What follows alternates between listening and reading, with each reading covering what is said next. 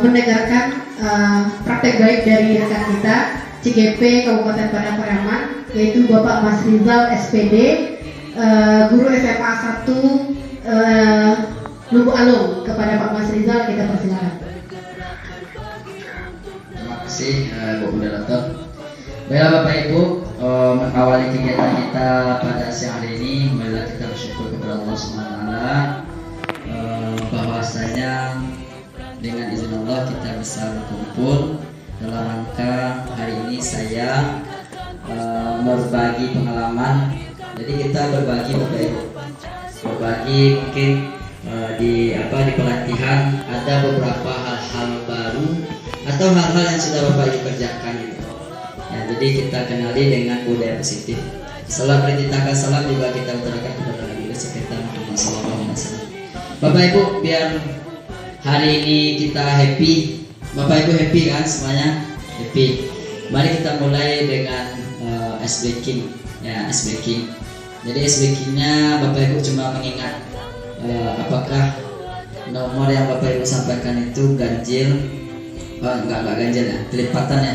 Jadi kita main kelipatan 3 dan 5. Ketika Bapak saya tunjuk atau Ibu yang saya tunjuk, berarti lanjutkan hitungannya. Nanti di kelipatan 3 bilang bu, kelipatan 5 bilang tut. 5 Ya. tut. Bisa? Kalau salah saya suruh nyanyi ya. Ya, kelipatan 3 bu, kelipatan 5 tut. Ya. Jadi kalau salah kita sepakat nyanyi. Balonku ada 5 aja. Ya, jadi sanksinya balonku ada 5 nyanyinya ya. Oke, mulai Pak. 1. Ya, kita praktekannya berarti kalau 3 boom. Oke, 1, 2, boom, 4, tut, boom, 7, 8, ya, bam, boom, 7, 8, 9 berarti boom, 10, tut, buntut. Oke, ya Bu.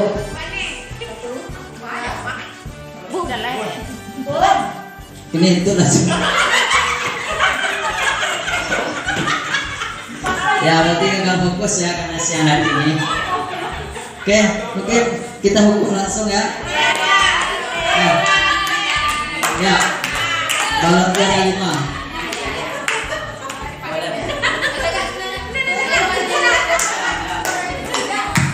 Tes.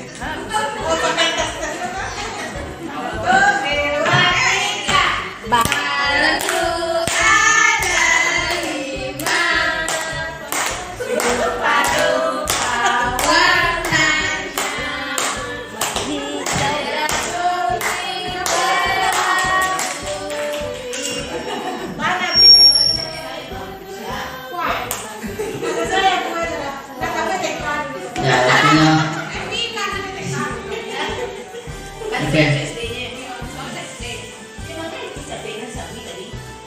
Oke, kita lanjutkan Bapak Ibu. Luar biasa ya, Bapak Ibu senang dan bahagia dalam kegiatan ini.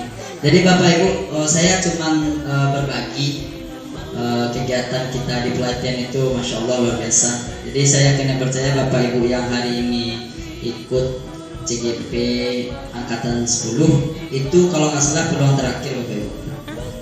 Ya, kalau nggak salah peluang terakhir, nggak ada lagi pendaftaran berikutnya. Bukan sampai 14. Enggak, ya kalau nggak salah informasinya. Jadi mengenai budaya positif ini ada 5 hal, 5 poin Bapak Ibu. Memang kita bisa menciptakan budaya positif di sekolah kita. Jadi 5 kalimat ini adalah hal yang saling ketergantungan, sinkronisasi. Contoh posisi kontrol guru itu juga akan berhubungan dengan disiplin positif, kebutuhan dasar manusia, keyakinan kelas, segitiga restitusi. Mungkin nanti saya akan lebih fokusnya ke segitiga restitusi. Bagaimana sih ketika kita menghadapi siswa yang nakalnya itu luar biasa gitu kan? Karena Bapak Ibu identiknya siswa kita itu unik, dan keunikan mereka itulah dan pengalaman mereka itulah dia memunculkan tindakan di sekolah. Saya yakin Bapak Ibu, mungkin ketika kita berpikiran sempurna, perfect, anak ini harus seperti ini, anak ini harus seperti itu, mungkin Bapak Ibu akan stroke. Saya yakin. Karena apa? Tombol hijau itu enggak ke kita. Karena kita hanya bisa menuntun kontrak yang ada pada diri siswa. Anakku terlambat itu tarik. Patang ini nyolok, kini nyolok, besok nyolok. Akhirnya ibu skip balon ya. Kalau ibu pikir benar. Jadi memang kalau di restitusi kita cari dulu apa alasan tepat dia itu terlambat. Terkadang Bapak Ibu masalah siswa kita itu banyak. Ada masalah ekonomi, ada masalah parenting di dalam rumah. Terkadang dia nggak dapat perhatian sama orang tua. Jadi titik fokus kepalanya itu tidak sekolah, tetapi masalah. Itu sering itu. Akhirnya apa?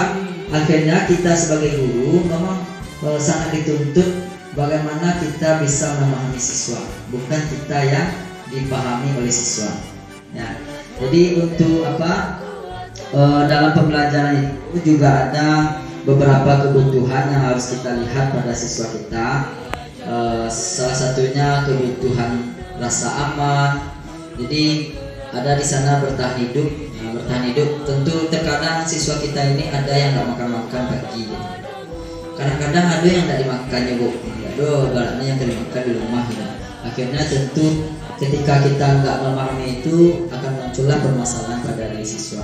Ada rasa kasih sayang yang nggak ada sama orang tuanya. Terus ada penguasaan, ini harga diri, kebutuhan prestasi untuk siswa kita.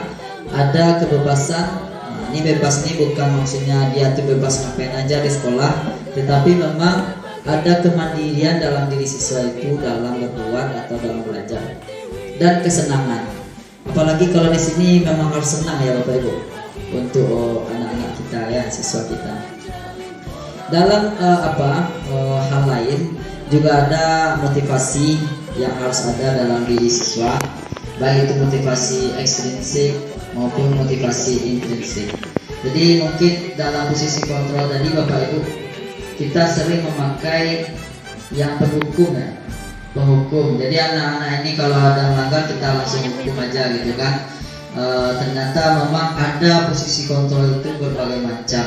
Ada yang posisi kontrolnya kita pemantau, ada sebagai apa lagi itu? Posisi kontrolnya yang manajerial, ada yang merasa siswa kita itu bersalah, dan ada yang teman.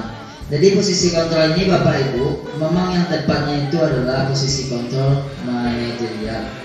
Jadi memang kita atur bagaimana diri kita ini, ibaratnya anak kita ini kita pahami Bapak Ibu.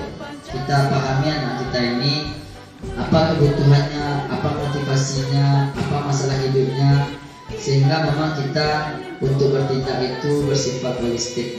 Tidak hanya melihat ke satu sisi dia terlambat, tetapi ada berbagai macam hal yang harus kita lihat di belakangnya, kenapa dia terlambat, apa yang membuat dia terlambat. Bapak Ibu, mungkin hanya itu berbagi dalam kegiatan ini. Saya berbagi pembelajaran atau hal yang kami dapatkan di dalam kegiatan pelatihan CPP.